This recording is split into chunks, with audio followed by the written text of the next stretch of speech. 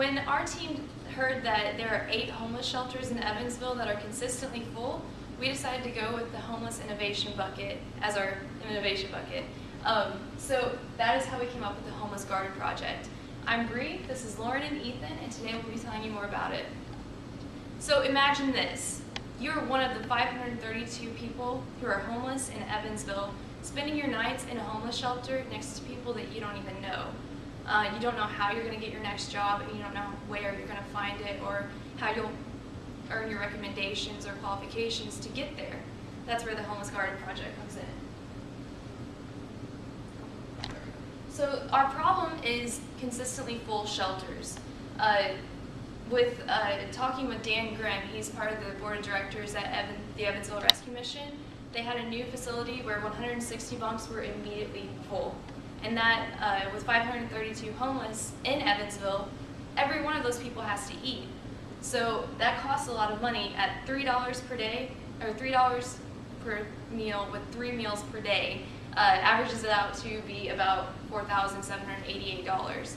And per year, that is $1.7 million, which is just for Evansville's. So our goal is to get people jobs and move them out of the shelter. So our solution is the Homeless Garden Project. It's taking gardens and giving the responsibility of caring for them to the homeless people. The homeless get these responsibilities, and in turn they might get recommendations for an employer or whatnot, just to get them rolling out into the real world, into the working world. Also, these gardens would help decrease the food costs at the shelters. But yeah, our ultimate goal is to get the homeless jobs and get them out on the board. There we go. All right. So it just so happens that there is 6 acres of unused land that is only blocks away from the Evansville Rescue Mission up in the top corner. And our contact for this is Kelly Kors. He is part of the Metropolitan Development of Evansville. And he actually said it is very possible for us to use some city land. It's a definite possibility. And these parcels are owned by the city, so that's very connected there. We are aiming for 30 to 50 workers, homeless workers, at the garden per day. And they'll be selected by the Evansville Rescue Mission staff, with about 2 to 3 staff on hand for logging them in, making sure they show up, and their work ethic. And we talked with Rural King, the manager of Rural King, Craig Millis, and he said that it is a very big possibility that we could get some donations and maybe even get some teaching of gardening and that sort of thing to get it started. So some of our industry trends that we're following is the economic development of unused land. Like Bree mentioned, there's that 6 acres that we want to use. Also eco-friendly solutions to create sustainability and create that sort of popularity to help gain the community support and help from businesses as well. So the opportunity size. As Bree said, on any given day there's approximately 532 homeless people in Evansville, and there's only 8 homeless shelters, and all of those are consistently at max capacity. According to a project in California similar to the Homeless Garden Project, 92% of participants have received stable income and housing due to this project.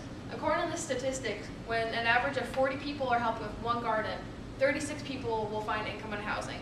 Multiply that by 8 shelters, and that's approximately 288 people we'd be helping.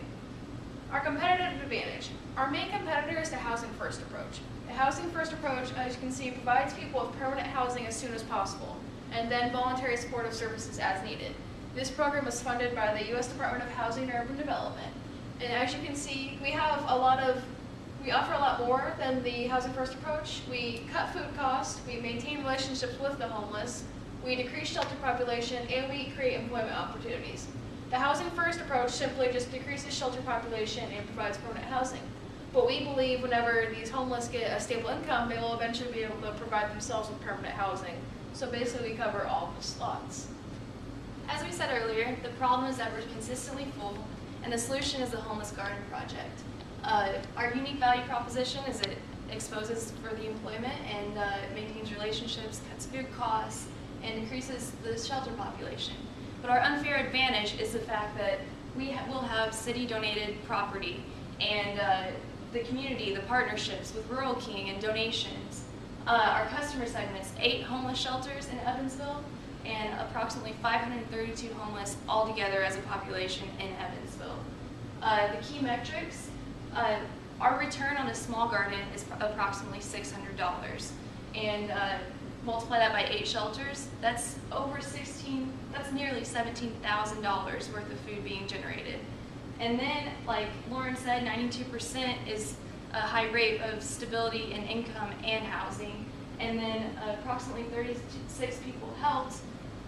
Multiply that by 8 gardens, and you get approximately 288 people being helped by this. Our channels will reach people with personal contacts and phone calls, and just making those relationships and building that connection there. So for the homeless population and the shelters that house them, who are wanting to help the homeless obtain jobs while simultaneously cutting food costs, the Homeless Garden Project utilizes the upkeep of a garden to identify the homeless who are willing and able to work by producing food for the shelter. Unlike the Housing First approach, the Homeless Garden Project will cut food costs, it will maintain access to the homeless, and provide an incentive to work for a job recommendation, ultimately helping the homeless get out of the shelter and obtain jobs and further their housing and develop a permanent home. So for those people who are in that dark place, in that dark shelter, with a bunch of people they don't know at night and not really knowing what their next step is, this gives them a goal. It gives them the light at the end of the tunnel, along with vegetables. So that's the Homeless Garden Project. Thanks.